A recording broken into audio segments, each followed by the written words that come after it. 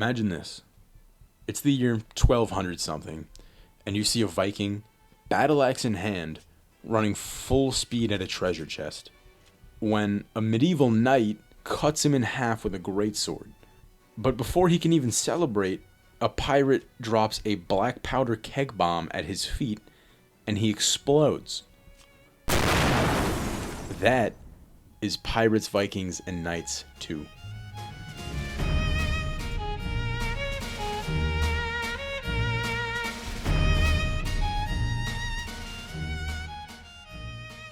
So what actually is Pirates, Vikings, and Knights 2? At its core, it's a free-to-play, class-based melee multiplayer game.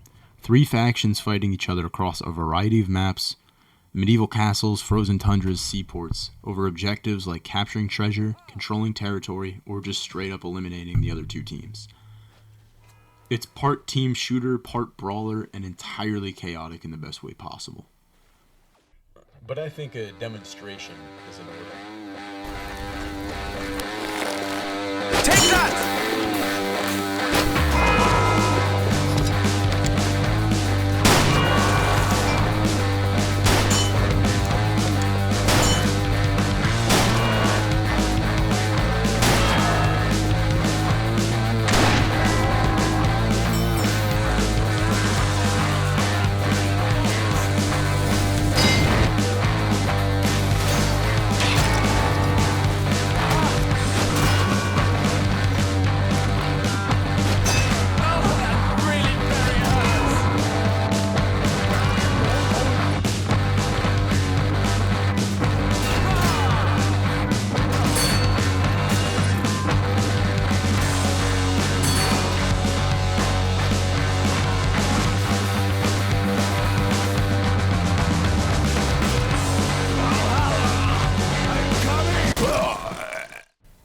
And the thing that sets it apart from every other game in the genre, and I mean every other game, is that 3-way dynamic. Most team games give you 2 sides, red versus blue, good versus evil. This game throws a third faction into the mix and completely blows up that formula. Because now you're not just fighting your enemies, you're watching your enemies fight each other, you're picking your moments, you're letting 2 teams wear each other down before swooping in for the kill. It's tactical in a way that feels totally unique. The balance works like rock, paper, scissors. No single faction is just the best. Each one has strengths and weaknesses and a playstyle that rewards different kinds of players. Which brings us to the classes. There are 3 factions, Pirates, Vikings, and Knights, and each one has 4 unique classes for a total of 12. And none of them play the same. The Pirates are your Chaos faction, explosives, firearms, powder keg, and blunderbusses. They're the only team with guns, which sounds overpowered until a berserker closes the gap in 2 seconds and puts an axe through your skull. Valhalla! I am coming! The Vikings are your bruisers, hard-hitting, fast-moving, and built for getting in your face and staying there. The berserker, a shirtless, rage-fueled maniac with a giant battle axe, who can pop a special ability that makes him move faster and hit harder. Coming! The Knights are your specialist. You've got a sneaky assassins with smoke bombs, a longbow archer, and a giant walking tank in full plate armor. And a Frenchman whose special ability is, I kid you not, a fart that poisons nearby enemies.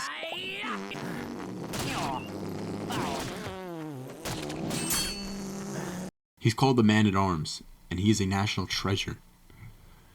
Each class has its own weapons, its own special ability, and its own distinct personality. You're not just picking a loadout, you're picking a whole vibe. And across 12 classes, there is genuinely something for everyone.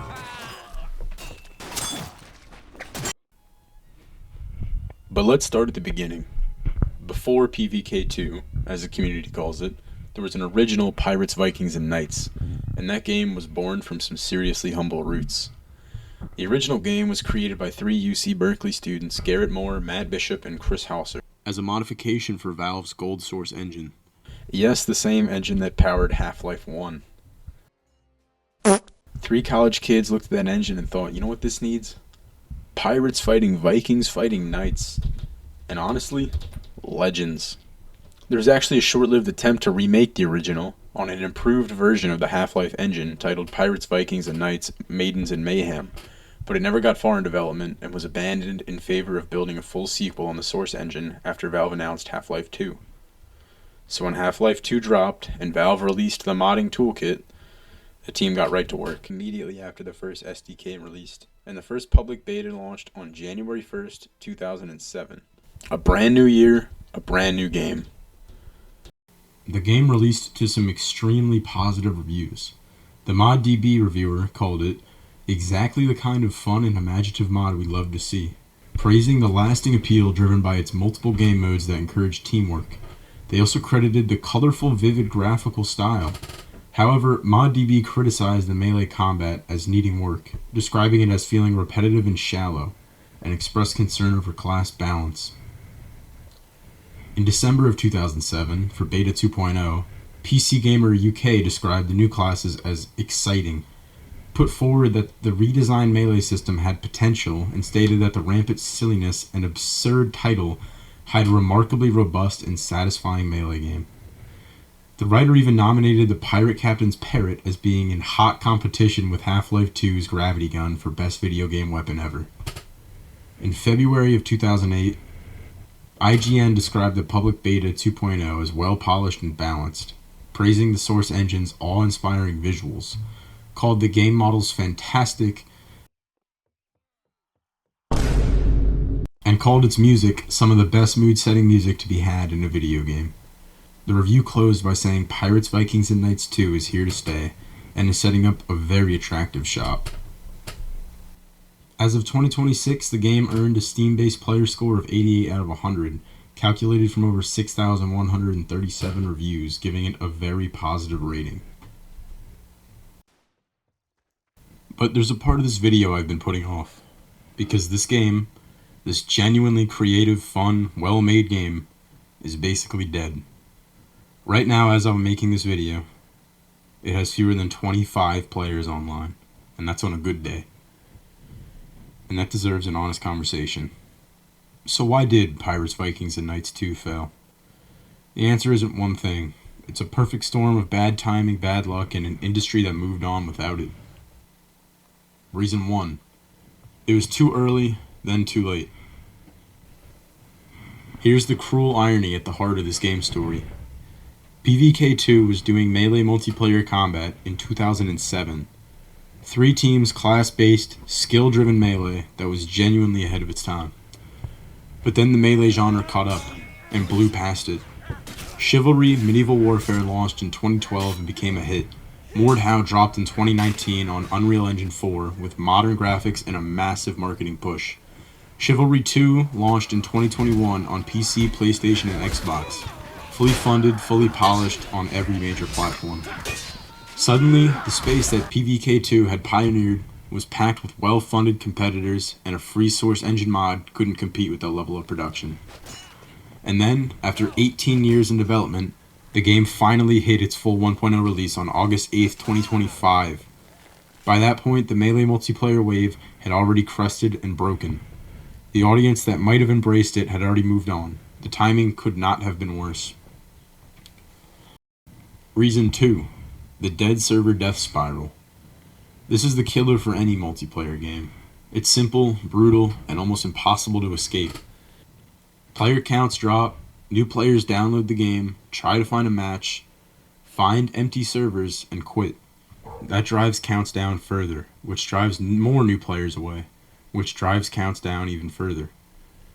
The game's all-time peak was just 878 concurrent players.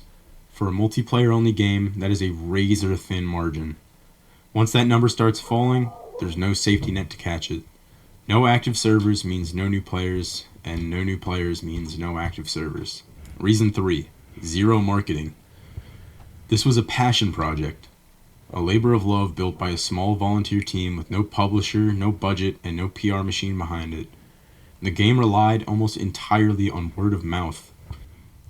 And in an era where games are discovered through YouTube, Twitch, and algorithmic recommendations, word of mouth isn't enough. Think about it this way. You're watching this video right now, and there's a good chance you've never heard of this game before today. The game has somewhere between 1 and 2 million owners on Steam. Millions of people downloaded it, and still most people have never heard of it. That's not a game quality problem, that's a visibility problem. Countless people were turned away by the quiet servers and dead lobbies. Reason 4. The Source engine aged out. PvK2 was built on Valve's Source engine, the same engine behind Half-Life 2, Team Fortress 2, and Counter-Strike Source. In 2007, that was a great foundation. By 2020, it was showing its age hard. When a new player in 2022 is choosing between PvK2, which looks like a mid-2000s game, and Chivalry 2, which looks like a modern blockbuster, the choice is obvious. Especially when both are offering similar core gameplay. Visual fidelity isn't everything, but first impressions matter, and PvK2 lost that battle the moment it had to compete with games built on modern engines. Reason 5. The 3-team problem. Here's one that's a bit more subtle. The 3-team faction system is the game's greatest strength, but also a weakness when player counts are low. 3-team games need a critical mass of players to work properly. When you have hundreds of people online, the 3-way tension is electric. But when you only have 20 players total, you can't fill 3 healthy teams, matches become lopsided, the balance collapses. And the experience that makes the game special, the chaotic 3-way tug of war, completely falls apart. It's a design that thrives on population, and population is exactly what the game ran out of. So here we are, Pirates, Vikings, and Knights II. A game born in a college dorm room, built on a modding engine, kept alive for nearly 2 decades by a small team who genuinely loved what they made.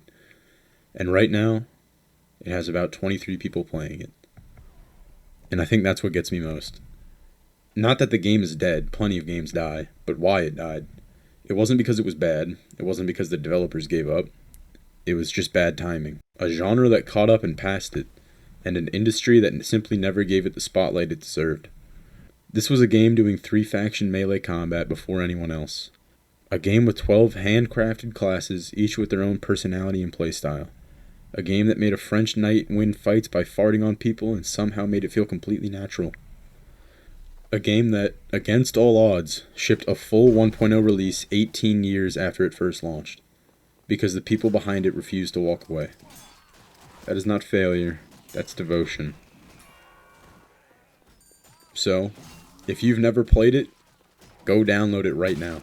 It's free on Steam, it takes 5 minutes to install, and even if you load in and only find a handful of people online, I promise you those people are going to show you the best time they possibly can. Because the people still playing this game, they love this game. And after spending time with it, honestly, I get it. Some games don't get the moment they deserve, but that doesn't mean they don't deserve to be remembered. Pirates, Vikings, and Knights II deserve better. And now at least, you know it exists. So if you made it this far into the video, I just want to say thank you. It really means a lot. And if this video introduced you to something new, consider dropping a like. It helps a lot more than you would think. Subscribe if you want more videos like this, because there's plenty more forgotten games out there with stories worth telling. And let me know in the comments which faction you're rocking with.